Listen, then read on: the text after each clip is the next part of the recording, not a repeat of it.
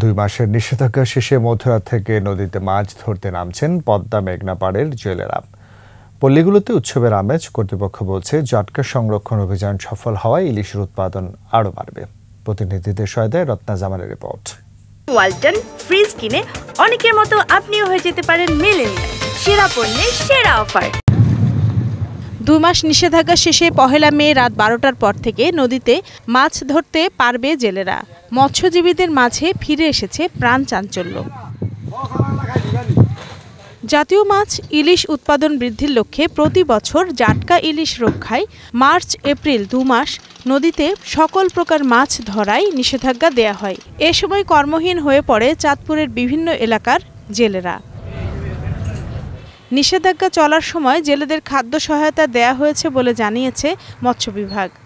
এবং এই অভিযানকালীন যে সকল জেলে আইন ভঙ্গ করেছে তাদেরকে নিয়মিত ভ্রাম্যমাণ আদালতের মাধ্যমে জেল জরিমানা করা হয়েছে এবং এখানে প্রায় 300 মতো জেলেকে আমরা জেল দিয়েছি এবং প্রায় 6,50,000 টাকার মতো আর্থিক জরিমানা করা হয়েছে। লক্ষ্মীপুরে মেঘনা নদীর 100 কিলোমিটার ইলিশের অভয়াশ্রম ঘোষণা করেছিল সরকার। এখন নিষেধাজ্ঞা শেষে আবারও নৌকা ও জাল নিয়ে মাছ শিকারে মেতে উঠবে জেলেরা। আমরা সরকারের আইন মানছি, মাইনা কিন্তু আমরা চলছি। এই মাছ বড় হইব, ফিরে আবার আমরা ধরবো।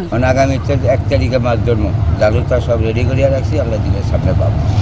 জেলেরা সব মাছ শিকার করতে পারবে, তবে 10 ইঞ্চির নিচে জাটকা শিকার করলে আইনগত ব্যবস্থা হবে।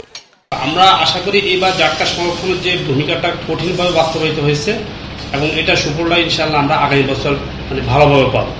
বরিশালের কোলাবদর, গজারিয়া, মেঘনা, হিজলা, মেহেন্দিগঞ্জ ও সদর উপজেলার 82 কিলোমিটার এলাকা এবং ভোলা জেলায় মেঘনার 90 কিলোমিটার ও তেঁতুলিয়া নদীতে 100 কিলোমিটার অভয়াশ্রম ঘোষণা করা হয়েছিল। রত্না জামান, 21 টেলিভিশন। ফ্রিজ কিনে অনেকের মতো আপনিও হয়ে যেতে পারেন মিলেনিয়াল। সেরা পণ্যের সেরা অফার।